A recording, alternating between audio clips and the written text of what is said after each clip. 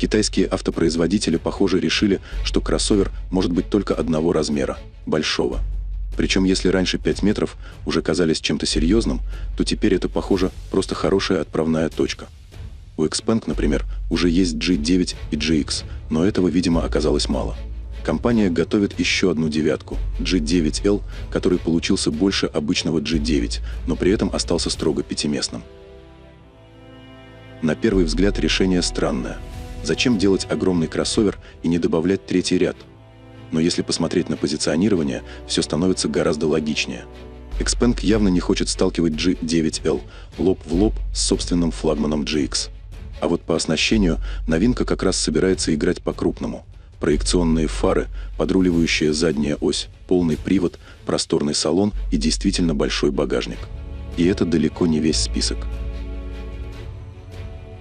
11 августа компания открыла предварительные продажи, и выяснилось, что G9L предложат сразу в 6 версиях, от обычного заднеприводного электромобиля до гибридной модификации с заявленным запасом хода до 1600 км.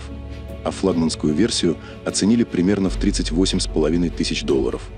То есть перед нами довольно интересная формула. Большой кузов, много технологий, мощные силовые установки, и при этом цена, которая для такого класса выглядит весьма агрессивно. И самое главное, G9L собираются вывести на мировой рынок.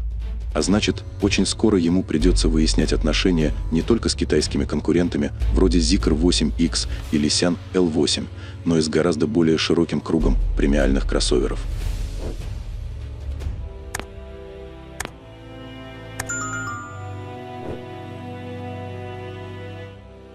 С виду G9L – тот случай, когда дизайнеры явно не хотели усложнять. Здесь все довольно лаконично.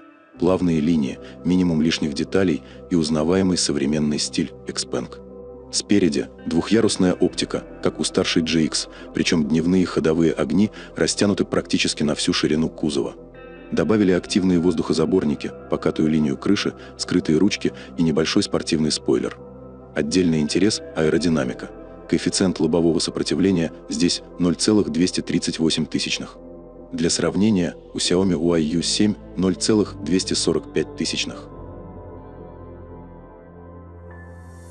Еще одна любопытная деталь – задние подруливающие колеса. Благодаря им радиус разворота G9L составляет 5,4 метра. А вот что действительно выделяется на фоне многих современных китайских моделей – отсутствие лидара над лобовым стеклом. При этом на оснащение это, судя по заявленным характеристикам, никак не сказалось. Для G9L заявлен продвинутый фирменный автопилот второго поколения на 3 процессорах Turin AI с суммарной вычислительной мощностью 2250 ТОПС. По колесам есть выбор от 20 до 22 дюймов. Цветов кузова 5 – зеленый, фиолетовый, черный, белый и серый. XPeng G9L – это тот случай, когда по цифрам уже понятно. Автомобиль делали с прицелом на семью, пространство и комфорт. По позиционированию он находится где-то между G9 и GX, но по размерам вполне может поспорить с более крупными игроками. Смотрите сами. Длина 5120 мм, ширина почти 2 метра, высота 1795 мм, а колесная база 3100 мм. И вот здесь интересный момент. G9L почти на 20 см длиннее BMW X5 в кузове G05. А багажник при таких размерах тоже должен быть соответствующим. За вторым рядом 1150 литров.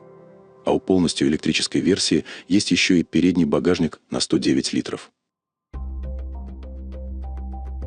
По подвеске тоже сделали серьезный акцент на комфорте. Во всех версиях есть регулировка жесткости и двухкамерная пневмоподвеска. Причем машина сама по себе довольно тяжелая. Снаряженная масса начинается примерно от 2600 и доходит до 2775 килограммов.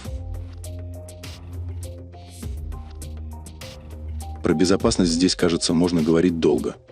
Но производитель решил пойти другим путем, не просто рассказать, а показать, что автомобиль действительно выдерживает серьезные испытания. Один и тот же автомобиль последовательно прошел сразу 7 жестких тестов. Сначала 5 минут погружения в воду, Затем удар днищем на скорости 35 км в час. Дальше становится интереснее. Автомобиль опрокидывают на скорости 50 км в час. После этого идут уже привычные, но далеко не мягкие сценарии – лобовое, заднее и боковое столкновение на скорости 100 км в час. И финальный этап – 150-секундное испытание на возгорание аккумуляторной батареи. Производитель подчеркивает, что при создании этого флагманского пятиместного кроссовера особое внимание уделили пассивной и активной безопасности. Заявленные высокие международные стандарты здесь не просто слова. Это наглядно подтверждает и видео с испытаниями автомобиля.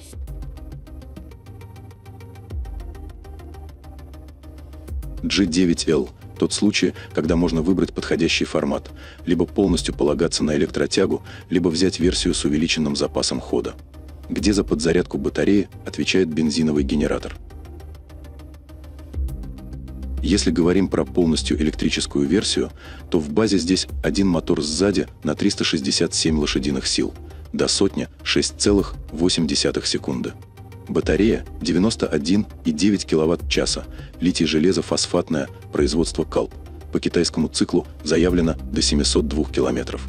Все версии построены на 800-вольтовой архитектуре, благодаря чему за 9 минут зарядки можно добавить до 450 км запаса хода. Если хочется больше мощности, есть полный привод. Здесь появляется второй мотор спереди на 215 лошадиных сил, а суммарная отдача системы достигает 577 сил и 695 ньютон. Батарея остается той же, но запас хода немного уменьшается до 660 км. А вот топовая. Здесь ставят батарею побольше, на 110 кВт-часа, причем уже никель, марганец, кобальт.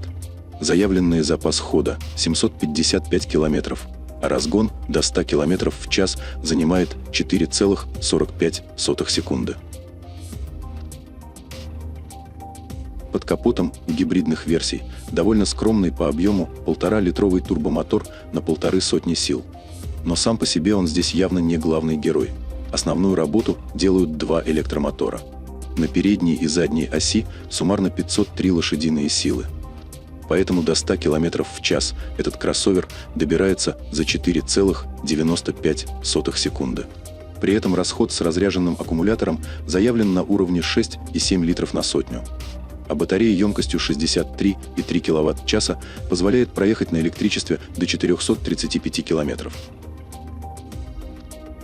А дальше подключается бензин. 60-литровый бак увеличивает общий запас хода до 1602 км. Ну и независимо от того, какую версию выбрать, максимальная скорость кроссовера ограничена на отметке 200 км в час.